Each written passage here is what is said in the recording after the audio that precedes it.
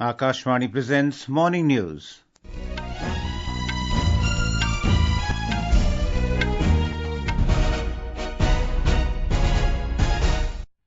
Good morning, I'm Naresh Mago. The headlines. Home Minister Amit Shah says terrorism, Naxalism and extremism are on the verge of ending under the Narendra Modi government. India says Pakistan's active promotion of cross-border terrorism biggest roadblock to peace in the region. President Droupadi Murmu says government striving to empower and ensure equal participation of divyangjan through Sugamya Bharat Abhiyan.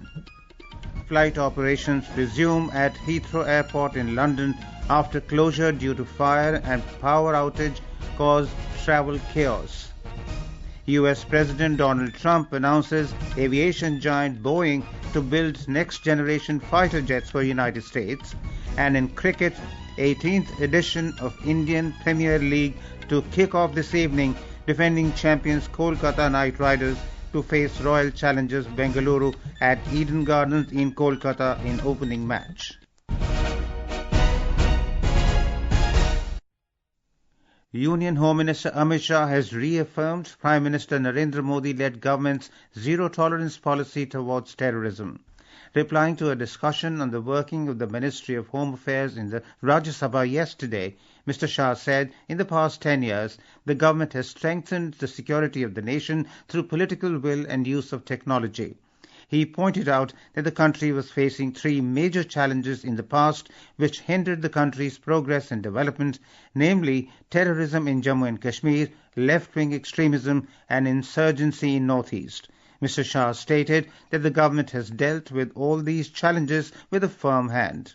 The minister said terrorism, Naxalism and extremism are on the verge of ending under the Narendra Modi government. आतंकवाद को जड़ से उखाड़ने के लिए हम प्रतिबद्ध हैं और मैं फिर से एक बार कहता हूं 31 मार्च 2026 को यह देश नक्सलवाद से मुक्त हो जाएगा।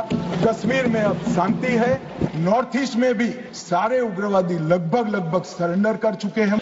नॉर्थ ईस्ट में भी विकास का रास्ता प्रशस्त हो चुका है और पूरा देश मोदी जी के नेतृत्व में आगे बढ़ रहा है। The Home Minister pointed out that there has been a 70% reduction in deaths due to terrorism in Jammu and Kashmir during the NDA government, and terror incidents have also fallen sharply. India has said that Pakistan's active promotion and sponsorship of cross-border terrorism is the biggest roadblock to peace and security in the region. Briefing the media in New Delhi last evening, spokesperson in the Ministry of External Affairs Randhir Jaiswal said, The world clearly knows that the real issue is Pakistan's active promotion and sponsorship of cross-border terrorism. In fact, this is the biggest roadblock to peace and security in the region. On the issue of radical preacher and fugitive Zakir Naik's presence in Pakistan and his meeting with the top leaders there, the MEA spokesperson said this is not the first time that he has been treated in Pakistan. Mr. Jaiswal said it shows the kind of approach his hosts have and what it means in terms of giving so much of support to a person who is wanted in India. The fourth India-EU Maritime Security Dialogue was held in New Delhi yesterday. The Indian delegation was led by Joint Secretary, Disarmament and International Security Affairs in Ministry of External Affairs, Muanpoi Sayoy, and the EU delegation by Director for Security and Defence Policy, European External Action Service, Maciej Stadijek. The two sides conferred on ways to sustain a secure maritime environment conducive for inclusive growth and global well-being. They agreed to strengthening their shared efforts in areas such as countering illicit maritime activities, protection of critical maritime infrastructure, regional capability development, and capacity building activities. India and Mongolia have reaffirmed their commitment to strengthening their strategic partnership. Senior officials from both nations conducted a comprehensive review of bilateral ties, discussing cooperation in key sectors and planning high-level engagements to mark the 70th anniversary of diplomatic relations. A consultative meeting was held between Secretary East and External Affairs Ministry Jaideep Mazumdar and State Secretary in Mongolia's Foreign Affairs Ministry Mukhtu Sheglakhanajov in New Delhi yesterday to review the bilateral relationship between the two countries. The two sides held discussions on further strengthening bilateral strategic partnership and maintaining high-level engagements. President Droupadi Murmu has said that sensitivity towards the deprived class determines the reputation of a country or society. Addressing the Purple Fest event at Rashtrapati Bhavan last evening, the President said compassion, inclusiveness and harmony have been the values of Indian culture and civilization. ये उत्सव दिव्यांग लोगों के लिए अपने कौशल और प्रतिभा का प्रदर्शन करने का एक अवसर है। मैं दिव्यांग भाई बहनों से जो भी मिलती हूँ, उनके हौसलों और सकारात्मक दृष्टिकोण को देखकर मुझे ऊर्जा प्रेरणा करती है। दिव्यांग कलाकारों द्वारा बनाई गई कलाकृतियों का प्रदर्शन भी किया गया है। The Purple Fest aims to raise awareness about different disabilities and their impact on people's lives and to promote understanding, acceptance and inclusion of persons with disabilities within the society. President Murmu expressed happiness that the government is striving to empower and ensure equal participation of divyangjan through the Sugamya Bharat Abhiyan. A day-long Purple Fest celebrating the talents, achievements and aspirations of divyangjan was organized at the Amrit Udyan at the Rashtrapati Bhavan in New Delhi yesterday by the Department of Empowerment of Persons with Disabilities under the Ministry of Social Justice and Empowerment. This is Akashvani giving you the news. For quick news updates round the clock, follow us on our X handle at AIR News Alerts, and for details of stories and more, log on to our website www.newsonair.gov.in and download News on AIR app. Flights at the United Kingdom's Heathrow Airport have resumed after a fire knocked out its power supply and shut Europe's busiest airport for the day, throwing the plans of tens of thousands of travellers into chaos. The fire at an electrical substation disrupted power at the Heathrow Airport in London, forcing an 18-hour shutdown. The closure led to widespread cancellations, rerouting of flights, and left nearly 2 lakh passengers stranded at Europe's busiest hub.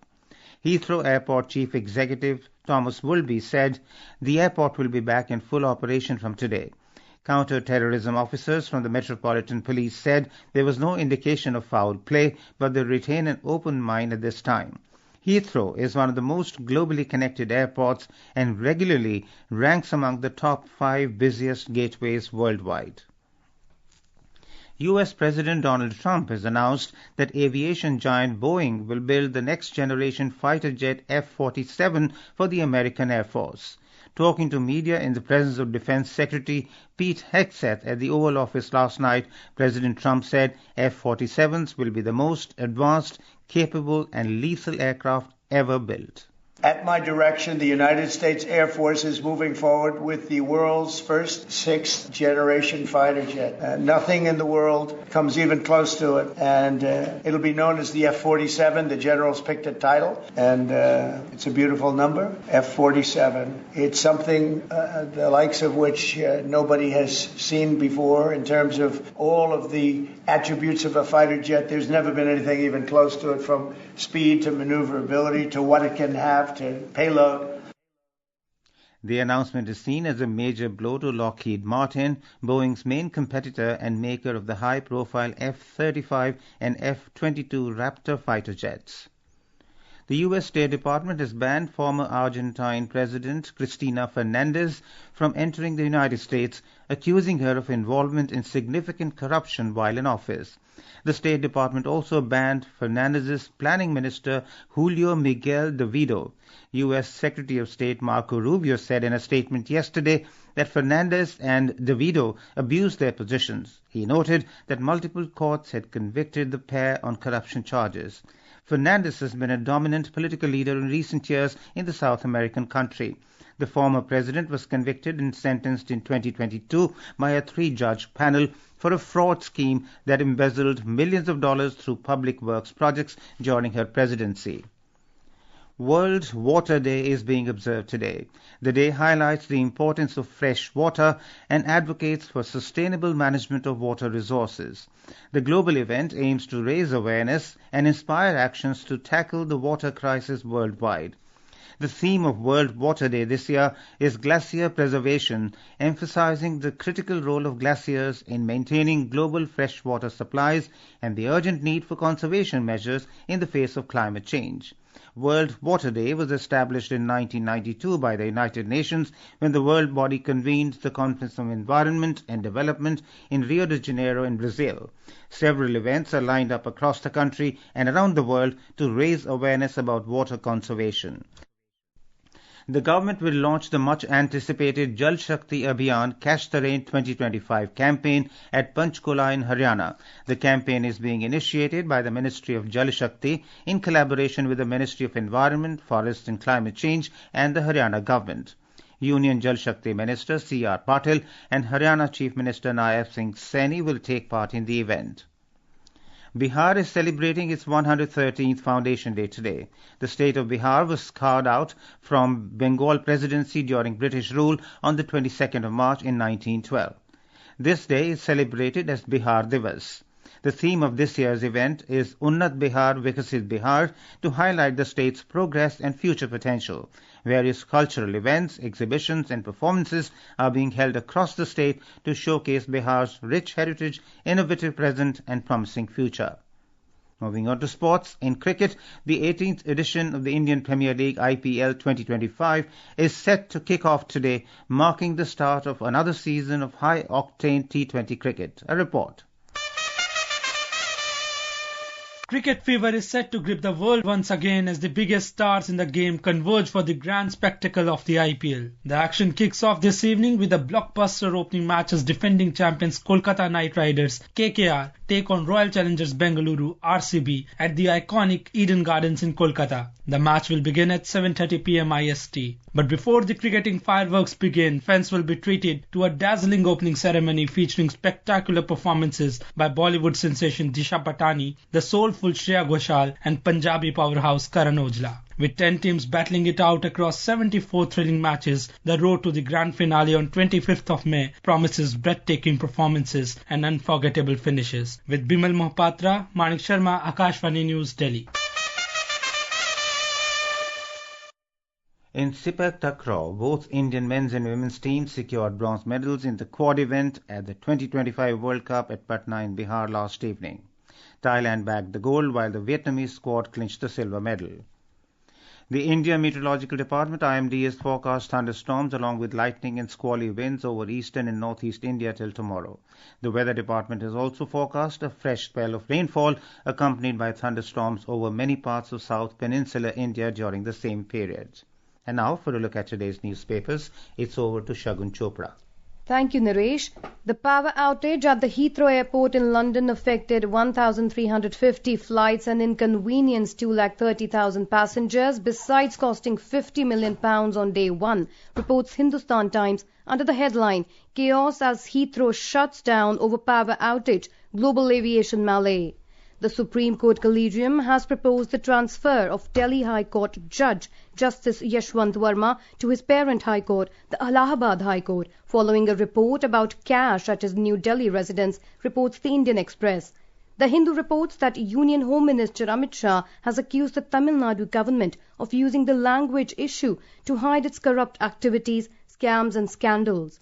And finally, Indians are getting happier every year over the last 5 years, jumping from the 139th rank in 2020 to the 118th rank in 2024, writes The Hindu, quoting the World Happiness Report 2025. And with that, it's back to you, Naresh. Thank you, Shagun. And now, before we end the bulletin, the headlines once again. Home Minister Amit Shah says terrorism, Naxalism and extremism are on the verge of ending under the Narendra Modi government. India says Pakistan's active promotion of cross-border terrorism, biggest roadblock to peace in the region.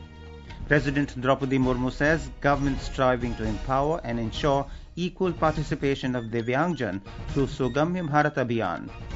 Flight operations resume at Heathrow Airport in London after closure due to fire and power outage caused travel chaos.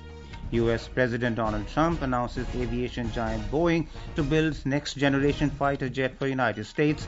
And in cricket, 18th edition of Indian Premier League to kick off this evening, defending champions Kolkata Knight Riders to face Royal Challengers Bengaluru at Eden Gardens in Kolkata in opening match. And with that, we end the morning news. Have a nice day.